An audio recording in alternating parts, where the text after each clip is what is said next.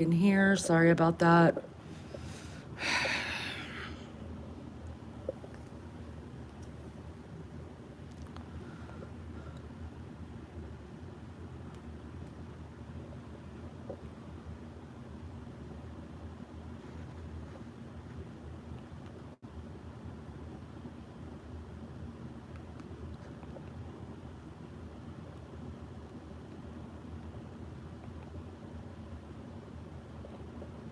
Are we back, you guys?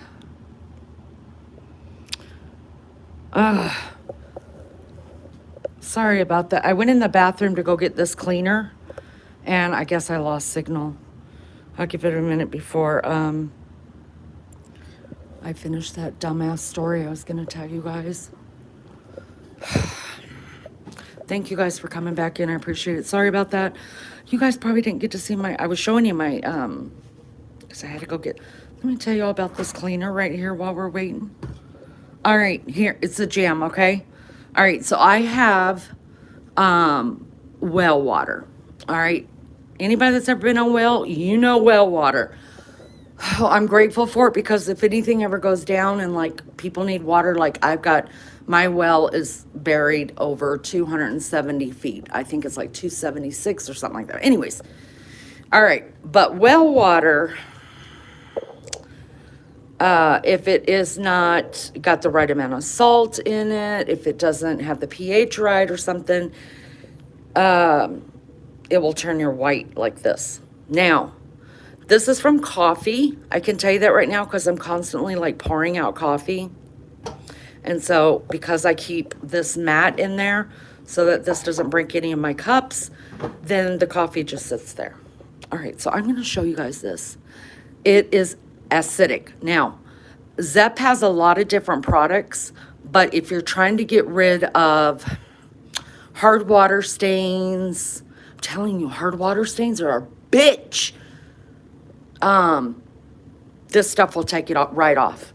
So, hard water stains and then staining from just well water, right? Even without the coffee. Look at it. Watch this, you guys. It's magical.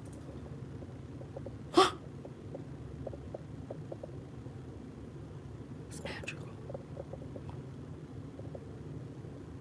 Isn't that fantastic?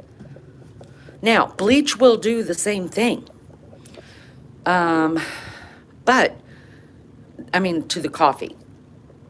But because it is, a lot of it is due to the well water and it just having a different, what do you call it? Having, well water is almost colorful. Not colorful, should I say. Sometimes it's got dirt and more minerals and stuff in it. Y'all get it. Look it up.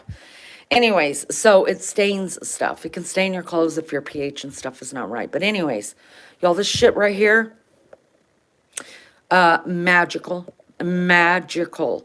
But because I use, when I tell you guys I use hard products, because I use this about probably once a week in here, I have taken off the finish off of the sink. This is cast iron, and I've taken off the finish. Yeah, so be careful using it. Really careful. Really, really careful.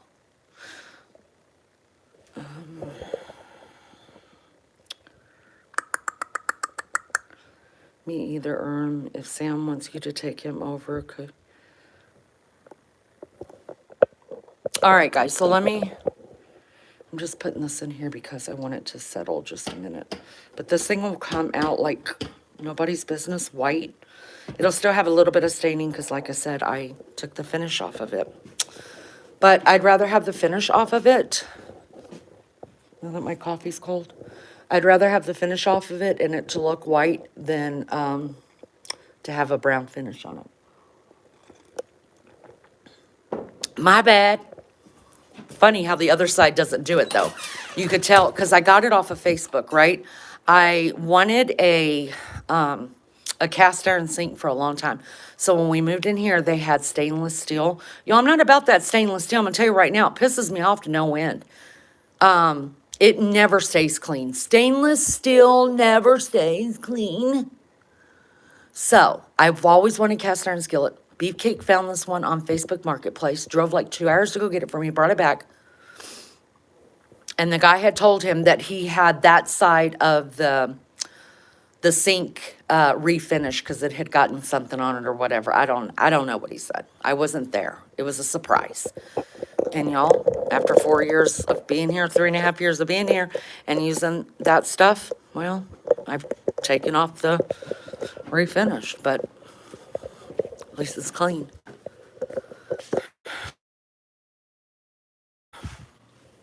All right, back to the story. Does anybody care? You guys want me to finish it? Well, I'll finish it anyways. I mean, what else am I going to talk about? All right, so where was I? All right, yeah, so I tell him, I was like, look, you and I need to have a talk. My daughter's there, and I felt kind of bad because they're sitting in the truck, and it's all warm and shit, and I'm standing out in the freaking ice, and it's cold. So, you know, I begged him, y'all. I begged him. I said, look, I don't know how much our daughter or any of our other kids or their spouses have told you, but our daughter's dying. I mean, you can just look at her and tell anyways that she's very sick. I was like, but you understand, we're at the end of her life, y'all. I was bawling my eyes out. And I said, she's dying. And I said, I have never had a problem up until tonight, always taking care of my kids. And for most of that part, being alone, taking care of my kids. And I said, and I absolutely have not minded taking care of my grandchild while my child is sick and her husband has to work so that they could keep their insurance. I said, but damn it, you're her dad. And you're living your life right overseas, making more money than I'll probably ever see in a lifetime. And you haven't even sent me a message to say, do you need anything? Does she need anything? What can I do? I was like, I didn't get these children here by myself, dude. And I was a young girl, if you remember. You were the adult in this situation, not me. And I said, so I need one thing from you. And I said, I don't know how you're going to make it happen, but I'm up against all the odds too, and somehow it just happens. So I don't know how you're going to make this happen, but you're going to make a promise to me, and it better come true. I said, because I've asked you for nothing in all these years. And he was like, that's fair. And I said, the minute you get the call that we have a heart and we have a kidney, that you're on an airplane, and you will, I said, I understand you won't get here before she goes into surgery. And hell, she might even be out of surgery by the time you get here. But you're gonna show up to this. You're gonna show up. And that kid's gonna know that you're on a plane and you're doing the best you can to get to her. And her kid, her baby, is gonna know that you care enough about her mama. And her husband is gonna know. And y'all, he wiped away tears. I was shocked. And he said, I promise. He said, I promise you. He said, my boss already knows that the minute that we get the call from the Red Cross that I'm on a plane, I'm coming home. He said, I won't get here before she gets out of surgery because it's like a whole day flight, right, from over there. And my daughter was crying in the car, not the one that's sick. She was already at home. But her sister was crying in the car. I was crying. Her dad was just wiping away tears. I had an ugly cry. It was terrible. But I felt so much better saying that to him. You know what I mean? Like, and I even stuck up for Beefcake. I was like, you know, he has been a great dad to these kids. And he's paying the bills. Because y'all, I mean, even though I'm working at McDonald's or this or that. I'm not making any real money. You know what I mean? I can't pay bills, but I'm doing everything I can to help, you know? So I was like, he's been a great dad to them. I was like, but you know what?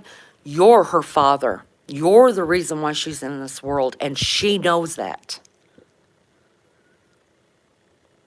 Y'all, you know what happened? He left here. I think they went out to eat that night because that was the last day he was in town. He drove down to Mississippi. He was going to fly out from Mississippi to go back overseas. And so he drove back down to Mississippi, spent a couple days with his brother, and then he was going to fly out and go back overseas. And like 2 days later, my daughter got the call about her heart, and they had a donor. And so he was still in the States. I think, if you ask me, I'm telling you right now, I think God worked that out for me. And it wasn't about me. You know, I was doing my thing. I had a good support system.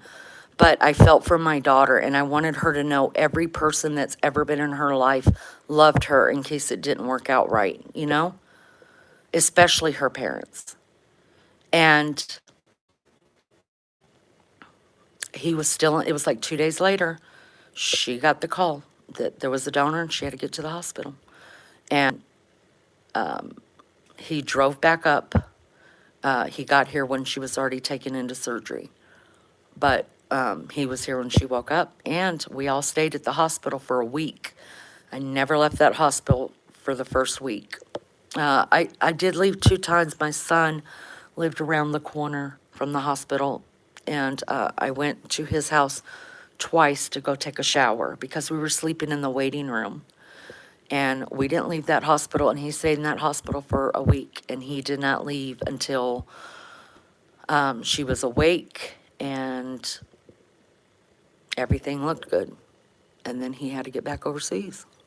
So, but I just believe that was God that did that it happened like that, because y'all, first of all, I don't know that he would have, I would like to think that he would have tried to come back, but, you know, in the world today, you don't know if they could get right back, or if his boss is going to say, well, they really can't say anything, I guess, but, you know, for him to already be in the States when it happened, I don't credit myself for that. I don't credit him. I don't credit nobody but God for that. Because he, not that he kept his word to me, because I had never told my daughter about that conversation. But God made a way that he was there, and I'm so grateful for it.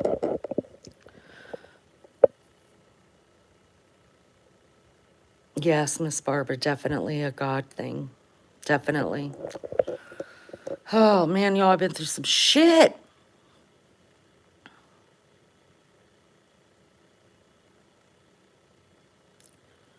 I do feel better. I'm not nervous about tomorrow, or I'm not a mess anymore.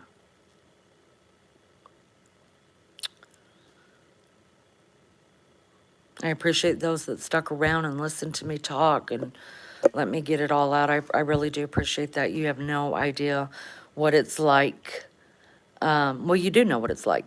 I mean, we're all on YouTube, but people, okay, for me, you have no idea what it's like for me whenever, y'all know I am a worrier and I stay up late, and I will worry myself until I just fall into that bed, and I'm already half asleep by the time I get there, just, you know. But it's so nice knowing that even though I probably drive people fucking up a wall, and there are people that don't care, or there's people that are just like, this is the stupidest thing I've ever heard of. For every one person there is that's like that, I think there's at least one person that says, no, we're here, go ahead, spill it. We want to know what happened. What's going on? Why do you feel that way? And y'all, that's a good thing. So when I think about all the shit stuff that goes on YouTube and how vile and disgusting some people are, y'all, there's really good people on here where if you're just having a bad freaking day, pull up. So it's really nice just to be able to hit the live button and know that there's some people out there that really care about you, and they're going to just sit there and just listen to your bullshit. Because it's all bullshit. I've survived 100%, 100% of all of my bad days, and so have you. And out of all of the bad days, I haven't always had a YouTube channel where I had someone to go to talk to. I just had to get through it with myself, God, maybe a little half of a magic pill. You know what I mean? And now, some days I still have to use that little magic pill. And I still talk to God a lot, but it's really nice to know that there are actual people out there. They do give a damn. Because I know I give a damn. I give a damn when people tell me, when I've become friends with a lot of people here. Not a lot, but a good couple handfuls. And if they're going through something, y'all, even if I'm not live, I'm walking around going, I hope they're okay. Hope everything's okay. If I ain't heard from them in a couple of days, I'm like, oh God, please. I mean, if I know someone's going in the hospital surgery, I'm like, please, I don't want to have to worry about it. Please just get in touch with me and let us know you're okay. I'm so grateful. I'm so grateful that people I will never meet in this world, ever, that we've developed a friendship and a kinship and a sisterhood and a brotherhood, or, you know, siblinghood, some kind of hood. We're living in the hood. We're living in Lene's hood,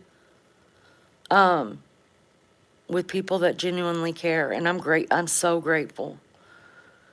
Because sometimes just talking about it is all you need. You just need someone just to listen and then tell you to shut the hell up, which is what I'll do later. I'll be like, Lene, shut the hell up. Go to bed.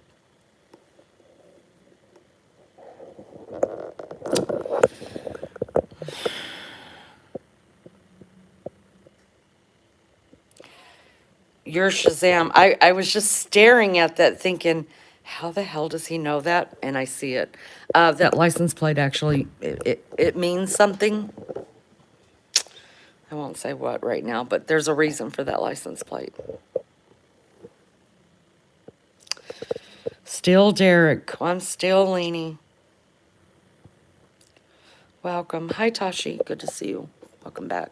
You guys, do me a favor. Hit the thumbs up or the thumbs down. It doesn't matter to me. Just let the algorithm know. Y'all, look at that.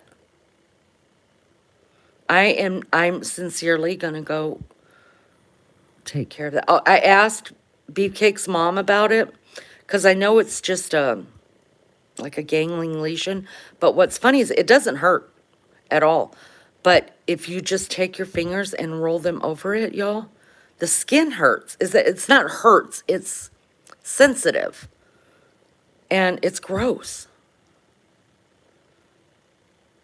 So I asked, of course I asked Maggie about it, and she told me. She knew what it was too.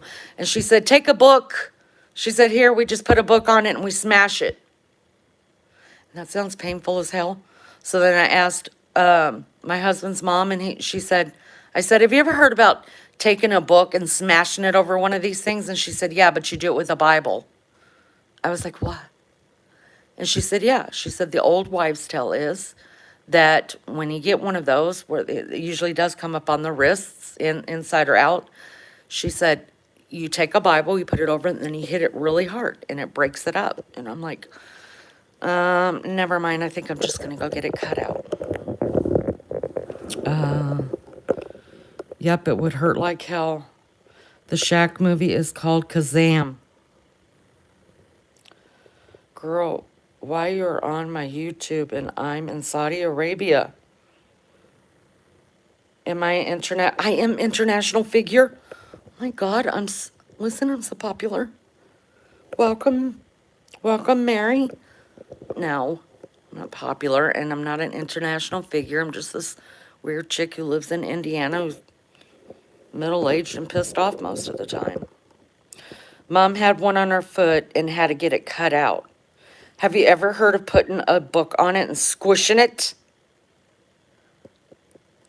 Not squishing it, literally banging it. It does, like, I can push on it. It's just really hard. What's really weird is this part underneath it. I can feel underneath it. It's so gross. My ex-husband had one right there when we lived in Germany, and he had to go get it cut out because he couldn't do push-ups anymore. Yeah, there's no way I would try that. Where to get them license plates? All over the place. Some are Indiana. Most are probably Oklahoma. I've got a lot more than that. One's Florida. There's some antique ones up there. There's a Kansas one. Look at this one, you guys. This is back when they were just metal. But it says Oklahoma on it, and it says 1940. I want to say that's 46. And it says Okla there, and then it says truck right here. And then there's another one up here and another one way up there. That's Oklahoma, a 1936. Oh, I'm dizzy looking up. This is another one from Oklahoma, and it's a 1935. And then this one is probably, yeah, it's Oklahoma too, and it's a 1950.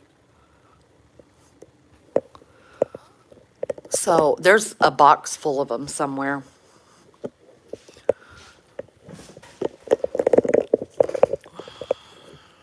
What's my favorite one? The Shazam, hands down. Maybe the Oklahoma Sooners one. Maybe that one.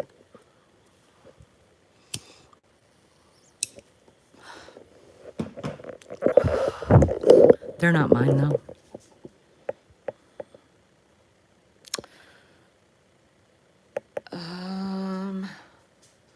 Don't be squirting. I don't know what the hell that means, but I'm sure I probably would just be really careful. You know, we talk about everything here, but if you're going to be disgustingly gross before I feel like being disgustingly gross, you're probably going to get kicked out of here, so I probably would behave.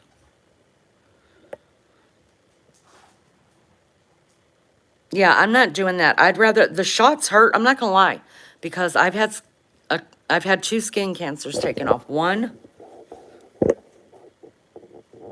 see that right there? Y'all, let me tell you about that. So that thing stuck off too, right? I knew it was a damn skin cancer. My bio dad has really bad skin cancers all over his body. It's terrible, y'all. Anyways, I went in and I knew it was going to have to be cut out. And his name was on his thing. It said Matthew something, doctor, whatever.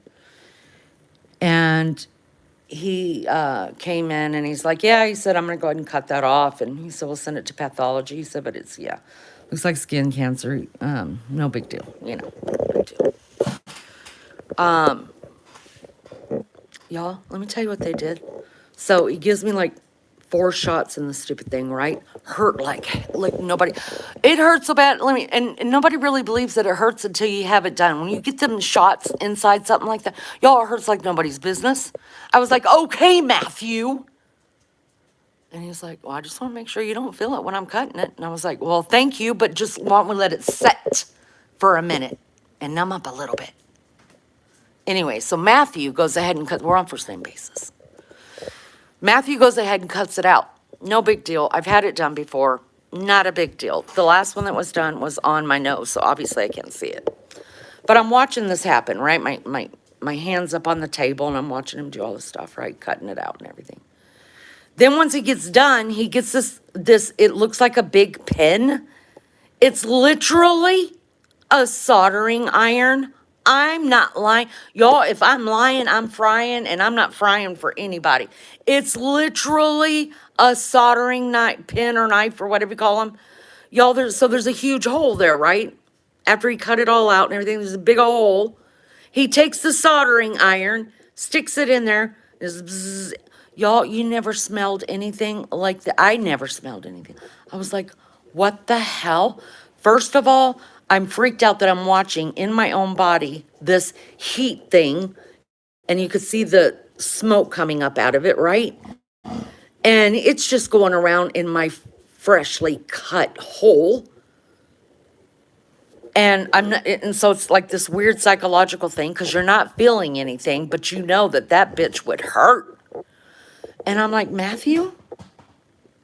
I was like, that is the most foulest smell I've ever seen. He said, smells just like barbecue. I loved it that he had a sense of humor. Y'all, never met this man in my life, but he did. I mean, in and out, I was good to go. And I was like, aren't you going to stitch that thing up? He's like, no, there's no skin there to stitch up. It's going to heal. It's fine. I've dealt with that before. No big deal, right? And all I kept thinking was, shit, when that stuff wears off, you know, the numbing stuff, when that wears off, that bitch is gonna burn like nobody's business. Y'all, it didn't burn or, I'm not lying to you. It didn't burn or hurt or feel like a cut. And there was a huge hole right there. I just had to keep it bandaged up and take antibiotics, put antibiotics on it, and it just eventually closed itself up. And it never, I was in shock. So this is what I'm thinking. So Matthew's nurse called me back a couple days later and she said, look, she said, yes, it was, she called it some kind of tumor or whatever. And she said, it's not the kind that's going to kill you. She said, but it is going to grow. She said it would just keep growing if you didn't get it cut out. She said some doctor, whatever, wants you to come back and he wants to go back into it and make sure to burn all around, cut out a little bit more, make sure that we got all of it so it doesn't keep growing. So when this happened, I thought, oh, fuck. Because I told that lady, I was like, look at here. Have you ever had one of them needles stuck into anywhere on your body to numb you up? I was like, it fucking burns. It hurts. And she's like, I think she told me she said, but you don't understand. If we didn't get all of it, it's just going to grow again somewhere else. We're gonna have to do. I was like, look at here. I am fully aware of what could happen, but you just told me it wasn't cancerous, like it wasn't going to kill me. It's just going to be ugly. And she said, correct. And I was like, so no, I will not be coming back. I'm just going to pray about it, cross my fingers, and hope to God that he got it all the first time because that shit hurts. I'm not coming back. So Matthew calls me. Oh, Matthew, about an hour later. And he said, look at Mrs. Whatever my name is. He said, you really need to come back. It's not going to hurt. I'm going to numb it up. I said, it doesn't hurt when it's numb. It hurts when you numb it, and it's an open sore right now, and it doesn't bother me at all. We're just going to leave it alone. I'll watch it. I play a doctor on YouTube sometimes. I got this. And he was like, all right, if it grows back, come back and see me. Y'all ain't never grown back.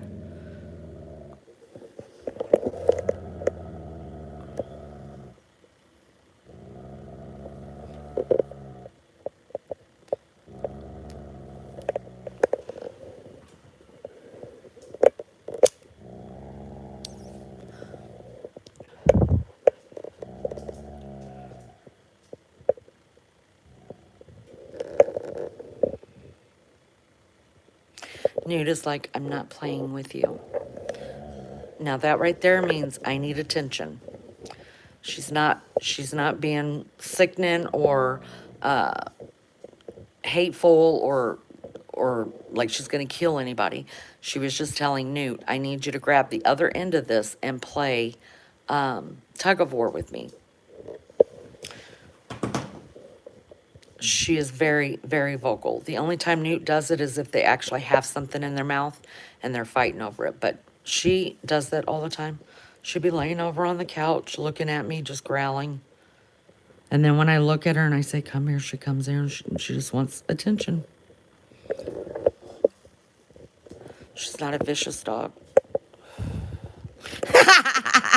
Lizzo! Never trust a Matthew there, dumbasses. Those dumbasses. That's a cyst, honey. Yeah, I think it's called a gangling lesion. I think it's just a, what do you call them? Calcium buildup. I think that's what it is. I'm not worried about it at all. Newt doesn't like Matthews either. He's like, fuck them Matthews.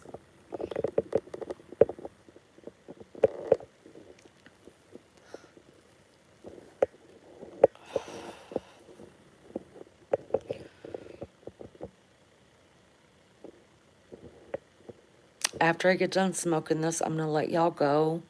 I've been on here now for an hour and a half. That's long enough to listen to anybody bitch. That's a long time. I mean, Beefcake won't even sit through an hour and a half of bitching, complaining.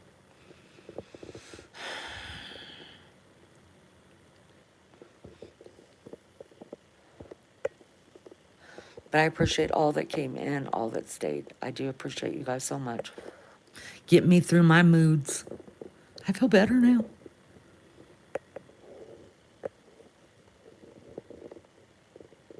Ew, KFC. Can't believe you guys like that stuff. Oh, Lizzo's gonna go see Santa today.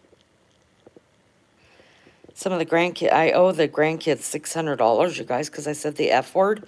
All right, so I called my son, and he did tell me, he's like, you're on speakerphone. I was like, okay. Well, then he was asking me about something, and I said the F word, and the minute it came out, I was like, damn it, they have a cuss jar, they really do. Y'all, every time I go to their damn houses, I have to give them money. And then, so the last time I was there, the kids told me they were raising the price because they have 5 kids now instead of just 4, so splitting my money wasn't going as far. And I got told in the car tonight after they told me they went to see Santa, and I said the F word, that was the worst word I could say, and that was $100 word, so now I owe $500. Now, you know, they're just joking with me about that, but because ain't nobody got $500 put in a cuss jar. But I guarantee you, a $5 for each kid has to go in the damn cuss jar. I'm always in trouble with the cuss jar.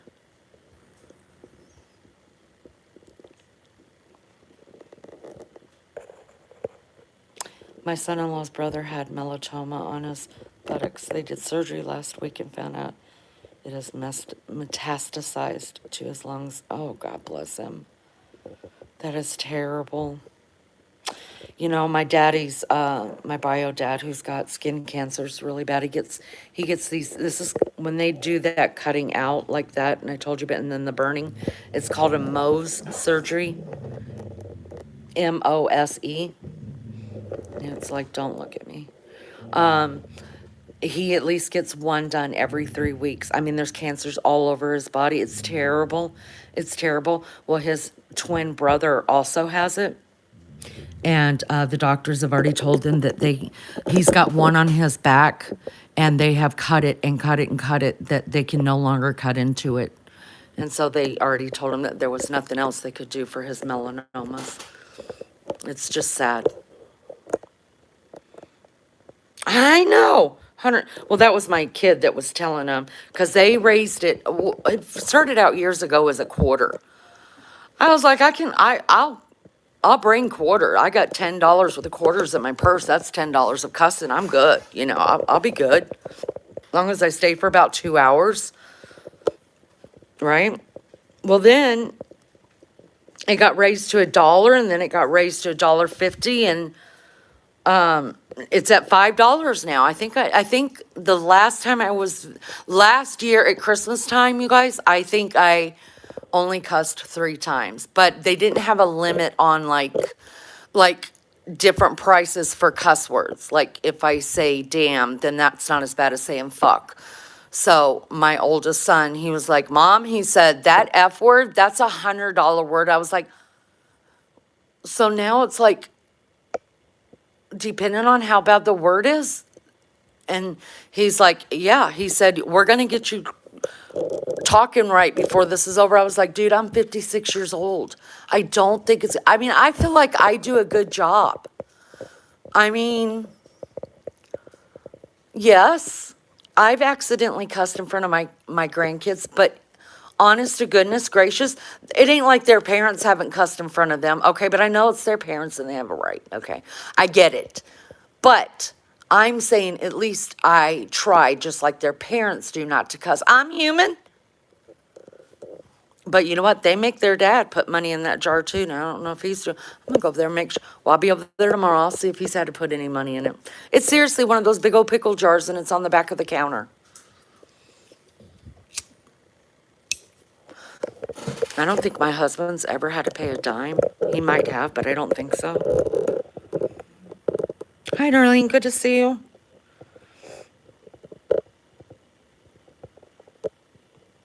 Hi, Francois. Drew. Thank you so much. That's Newt. Newt. Say hi, buddy. He's thinking, why aren't we in bed? What's the problem? Are you tired, buddy? Yeah? That means yes. Oh, I hear it. Ah, there she is, the little bratty sister.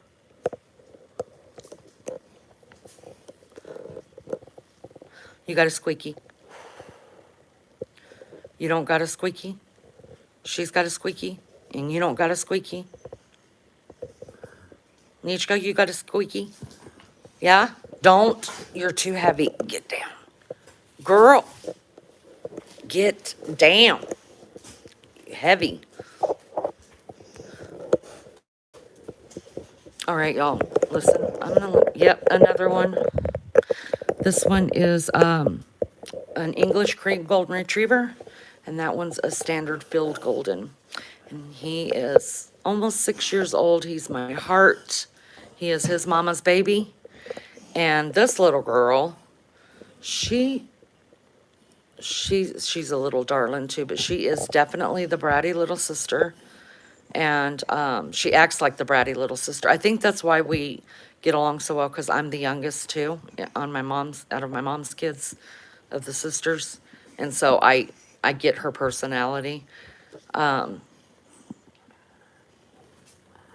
But that one right there is my heart. He's been with me a long time, and he only cares about me.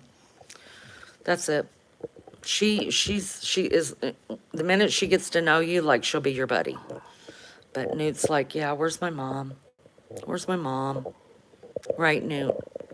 Right, buddy. He's getting a sugar face, you guys. Do you know what that means? Where their faces start turning white. He's getting a sugar face to him.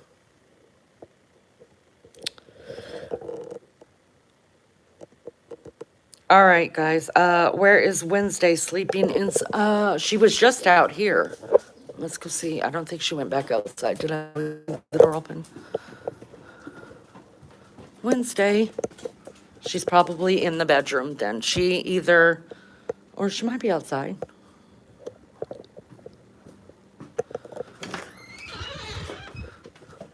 Where's Wednesday? Newt, where's Wednesday? Where's Wednesday? Go get her. Go get Wednesday. She might be in the bed, though. She has decided to love the bed. She loves the dog bed over there, though. So I love it when, because the dogs will take turns in it, even though both of them could fit in there just fine. They usually don't. Usually, little girl will sleep with Wednesday in the bed. If Wednesday comes to Newt just makes sure Wednesday's not touching him, and then they'll sleep together. But if she's touching him, Newt will get up and move. Little girl just pulls her close.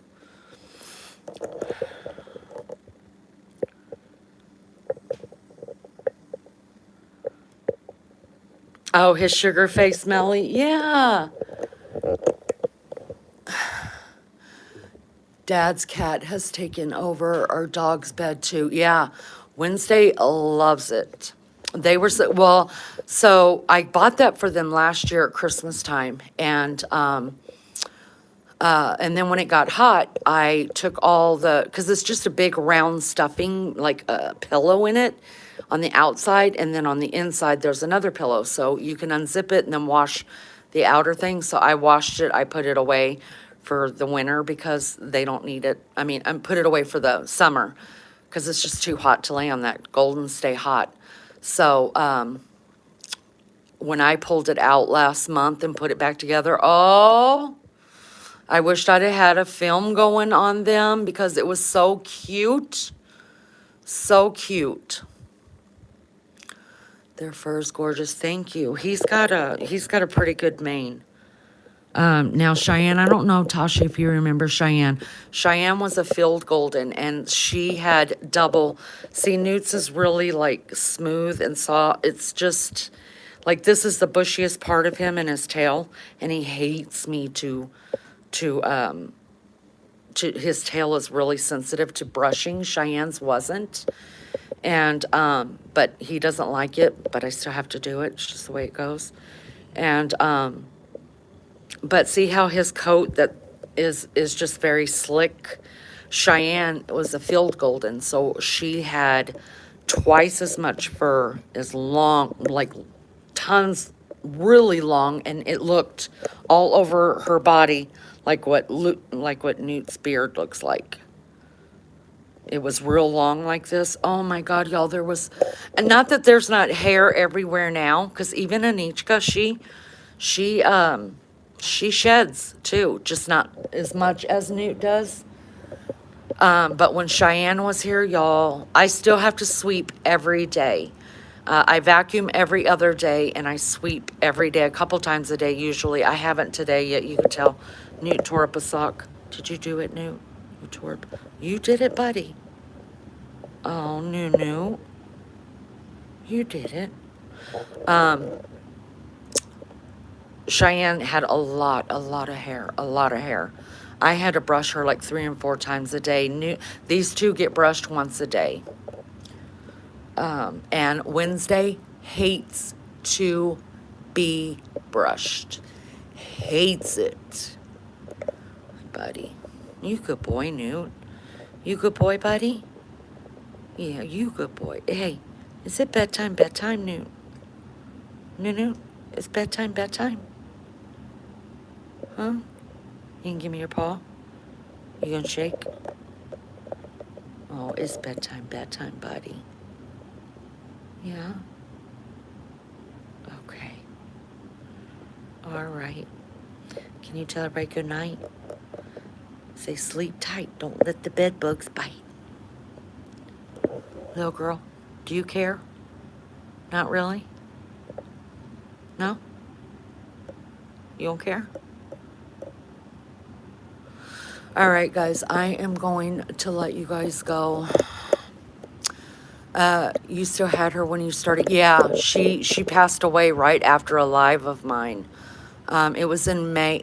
This past May was 1 year. I miss her still. I miss my shy girl.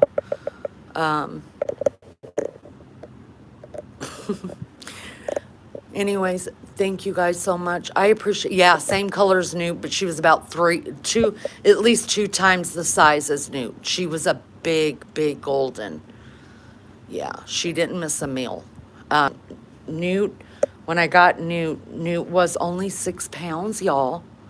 Now my puppies, when my puppies go home to their forever homes, they weigh about anywhere from like 12 to 14 pounds, right?